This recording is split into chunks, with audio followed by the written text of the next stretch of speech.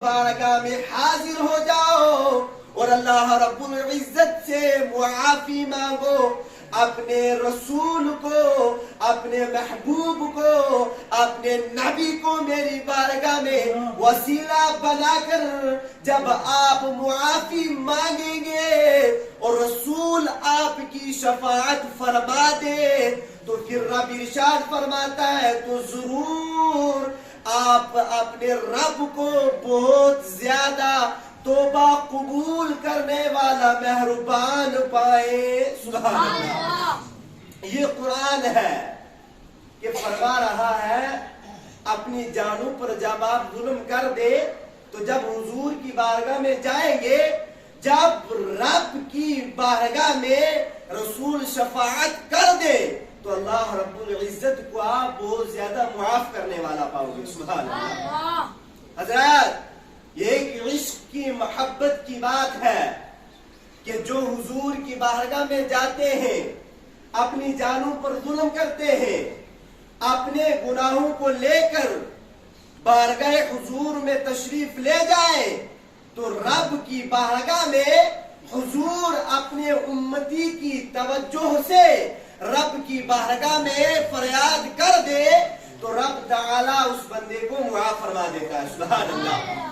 اور حضرات، جو عشق اور محبت ہے یہ ایک مرد مومن کا سرمایہ حیات ہے۔ سبحان اللہ۔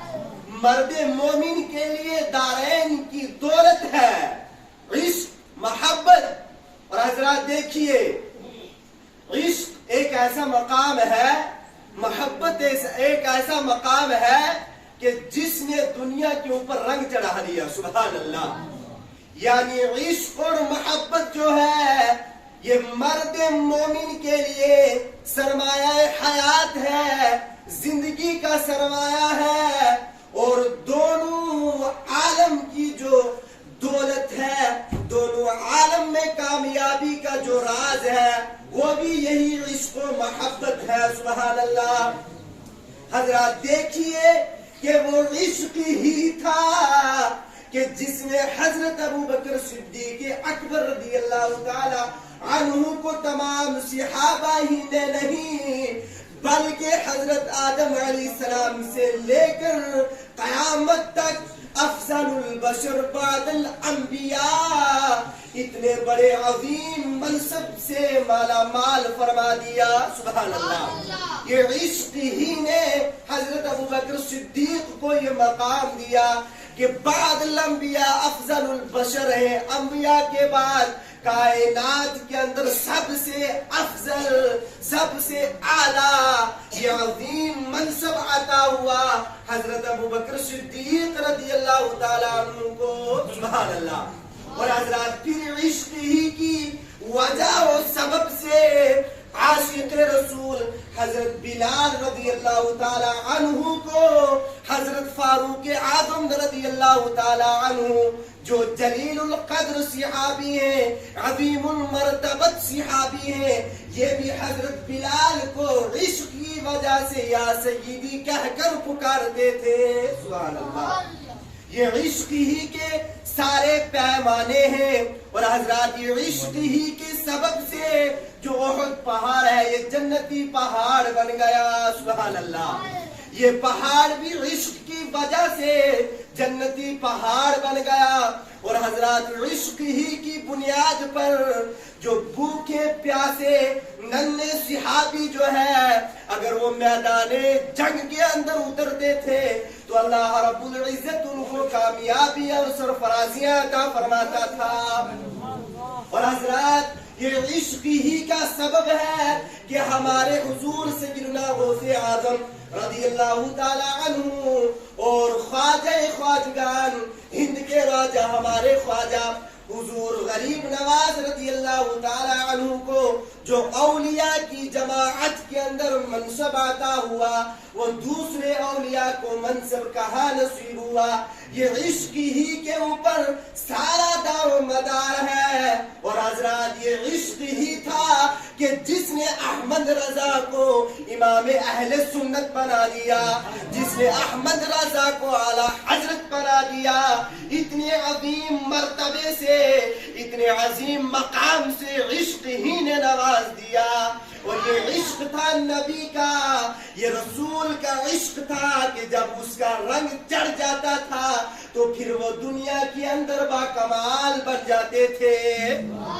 اور حضرات اسی وجہ سے جب جو حضور کا ہوا وہ کائنات کے اندر ساری چیزیں اس کے ماتحت ہو گئی، تو علامہ اقبال نے اسی لیے فرمایا تھا کہ کی محمد سے وفا تو نے تو ہم تیرے ہیں۔ سبحان اللہ، جو حضور سے وفا کرے گا ہم اسی کے ہیں، ہم ہی نہیں بلکہ کائنات کے اندر لوح کے اوپر قلم کے ذریعے سے جو بھی کائنات کے اندر چیزیں ہیں وہ ساری اس کی ہو جاتی ہیں۔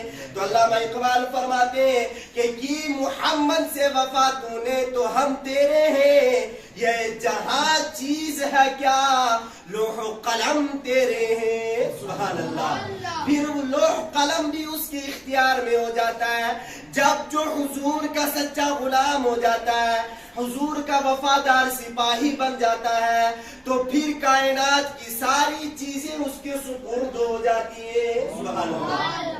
اور حضرات عشق اور محبت کی جو صلح ہے اور اس کے ذریعے سے جو کائنات کے اندر اسلام کو پروان چڑھا، اب دیکھیے جو عشق کی جو محبت کی خیرات جب نکلتی ہے وہ پھر بہت خوبتر ہوتی ہے۔ سبحان اللہ۔ اور عشق کی محبت کی یہ تاریخ بڑی قدیم چلی آ رہی ہے، اور حضرات عشق کو، محبت کو اور اس کا جو راز ہے، اس کی جو حکمت ہے، اسی کو سمجھانے کے لیے اللہ رب العزت نے سارے عالم کو وجود کا شرف بخش دیا ہے۔ اور حضرات عشق و محبت سے لبریز صحبت نبوی صلی اللہ علیہ وسلم کہ ایک عرب کے جابر اور ظالم انسانوں کو جب حضور کی صحبت کا اثر چڑھا تو حضور نے ان کو صحابیت کے اس مقام سے، اس اعلیٰ شرف سے نواز دیا کہ قیامت تک جو ہے وہ شرف کسی کو نصیب نہیں ہوگا۔ یہ عشق ہی کا جب رنگ صحابہ پر چڑھ گیا تو وہ صحابی بن گئے، تو قیامت تک آنے والے سارے لوگوں سے افضل بن گئے۔ اور حضرات پھر دیکھیے کہ جب عشق و محبت کی یہ تپش، یہ گرمی جب حد سے زیادہ تجاوز کر جاتی تھی تو صحابہ کرام آقا کریم صلی اللہ علیہ وسلم اپنے مشفق و مہربان نبی رحمت دو جہاں صلی اللہ علیہ وسلم کی زیارت کے لیے جب ان کی آنکھیں بےتاب ہو جاتی تھیں، جب ان کی وہ پیاسی آنکھیں حضور کے چہرہ کو دیکھنا چاہتی تھیں، جب وہ آنکھیں اپنے آپ کو تازگی بخشنی چاہتی تھیں تو وہ حضور کی بارگاہ میں حاضر ہو جاتے۔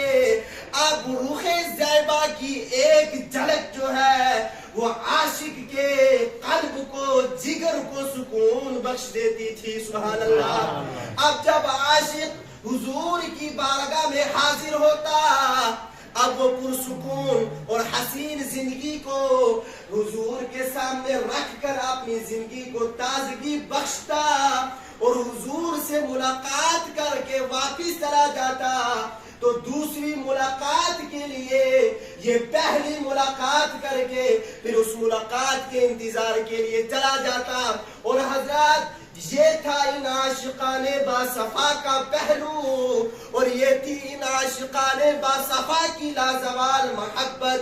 اب حضرات جو جب محبت کرتا ہے وہ کائنات کے اندر ساری چیزوں سے بیگانہ ہو جاتا ہے، تو اسی لیے حضرات جو دل کی لگائی ہے، جو دل کا مقام ہے، جب کسی سے لگ جاتا ہے تو کائنات کی ساری چیزیں چھوڑ دیتا ہے۔ سبحان اللہ۔ تو حضرات اسی لیے کہ جو دل کا بیگانہ پن ہوتا ہے، جب دیوانہ دل جب کسی چیز کی طرف حقیقی محبت کی طرف مائل ہو جائے تو کائنات کے اندر کیا چیز ہے. تو اسی لیے جو عجب چیز ہے لذت آشنائی، جب حضور کی بارگاہ میں صحابہ جاتے تھے، جب حضور کے دیدار کے لیے جب وقفہ ہو جاتا تھا تو صحابہ کی آنکھیں تڑپ جاتی تھی، صحابہ کی آنکھیں پیاسی ہو جاتی تھی، گلے زہبا کو دیکھنے کے لیے وہ آنکھیں بےتاب ہو جاتی تھی. جب حضور کی بارگاہ میں جاتے تو اللہ رب العزت کے محبوب کے رخ زیبا کو دیکھ کر ان کی آنکھیں ٹھنڈی ہو جاتی.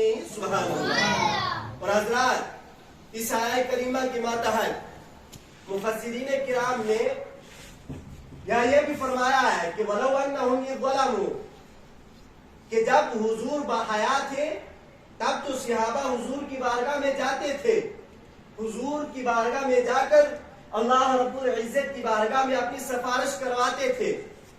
لیکن بعد وصال ایک اعرابی اسی آیہ کریمہ کے ماتحت حضور کی بارگاہ میں تشریف لایا، حضور کی بارگاہ میں آیا کہ اے محبوب، آپ کو اللہ رب العزت نے یہ مقام دیا ہے کہ آپ اس آیہ کریمہ کے ماتحت اللہ رب العزت نے ہمیں یہ راستہ بتایا ہے کہ اگر ہم اپنی جانوں پر ظلم کریں تو آپ کی بارگاہ میں حاضر ہو جائیں.